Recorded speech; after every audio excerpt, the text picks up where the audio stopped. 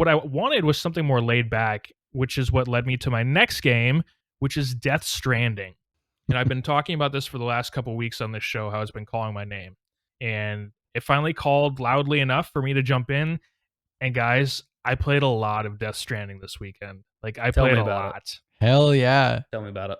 It is such a different game. It's so hard to explain. You just have, because if I explain like the gameplay mechanics to you, you're going to say that's boring and it's going to turn you off. It's one of those things. It's the FedEx game.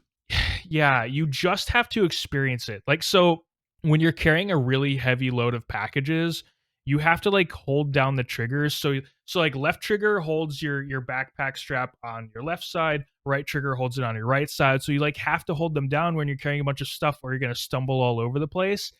And when I say like you will walk long distances, you are walking really fucking long distances. And Josh, I know travel is something that you hate in games. That's what this is, but it feels different. It feels purposeful. Like you feel like you're doing something. It's really weird. So the game is batshit crazy, but it's beautiful. And I wanted that slow chill game. This is totally delivering. I will say the first 2 or 3 hours are mostly cutscenes. It's almost all cutscenes. There's like very little gameplay in the first few hours, but those slow down after that. I haven't had long cutscenes in a really long time at this point. I have heard that the ending is similar to the beginning. Like I think the ending is like a 2-hour long cutscene, which is hilarious. Graphically, the game is insanely impressive. Like the environments, the items, the buildings, the character models, the animations, it's all really good. It's some of the best I've ever seen in a video game. I mean, it's crazy impressive. And the performances are really good too. Like the voice acting in this game is really good.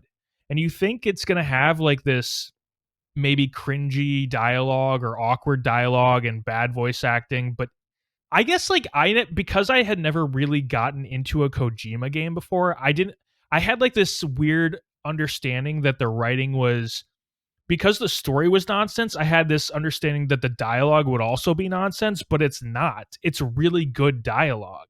But the general premise of the game is insane and nonsensical. And I was telling my wife, because she's really been watching me play the whole time and she's really into it now as well. But I was saying like, it's such a weird experience because I feel like I'm on the cusp of understanding everything, but I understand nothing. But I feel like I'm like one keyword away from everything making sense. It's such a weird experience. This game is like fucking with my mind and also like delivering a gameplay experience that I never even would have, like when he calls this like its own genre, like a Strand game, this game genuinely feels like its own kind of game. It's so weird. It is totally its own self-contained experience.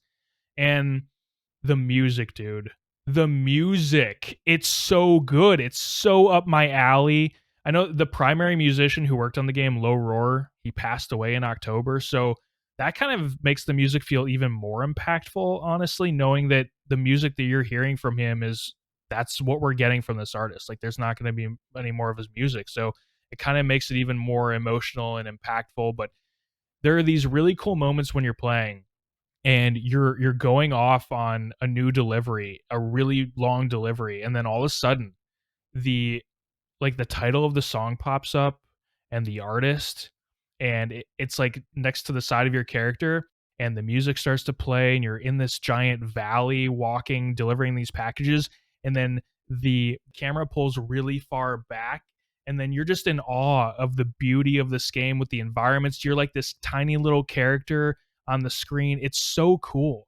What Kojima's doing in this game is so impressive. And it kind of makes me want to go back and try some of the Metal Gear games and just see what he's done in the past, because I think I like tried one of them at some point, but I just like, it's so impressive, dude. Like I like am starting to understand why Kojima has these fans that just are so excited about everything he does, because it is so different. Like this man is truly an innovator in video games, and whether his games are good or not, it almost doesn't even matter, because he's doing something totally different and just bringing this artistic auteur aspect, and it's awesome, man. I'm really loving this game. I'm really loving Death Stranding, and I think that it's potentially like it's already a front runner for when we talk about our our game of the year stuff next year, where we don't worry about what year it came out, just like what we played in the year.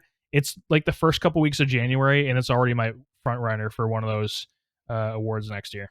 Matt, just two quick questions. First Yeah, one, did you script that? Because that was the most eloquent water cooler segment I've ever heard in my fucking I life. mean some of the notes are written out, but that was not fully scripted. No, Oh, it was thank beautiful. you. Also, how are the DualSense features for Death Stranding? Honestly, they're not.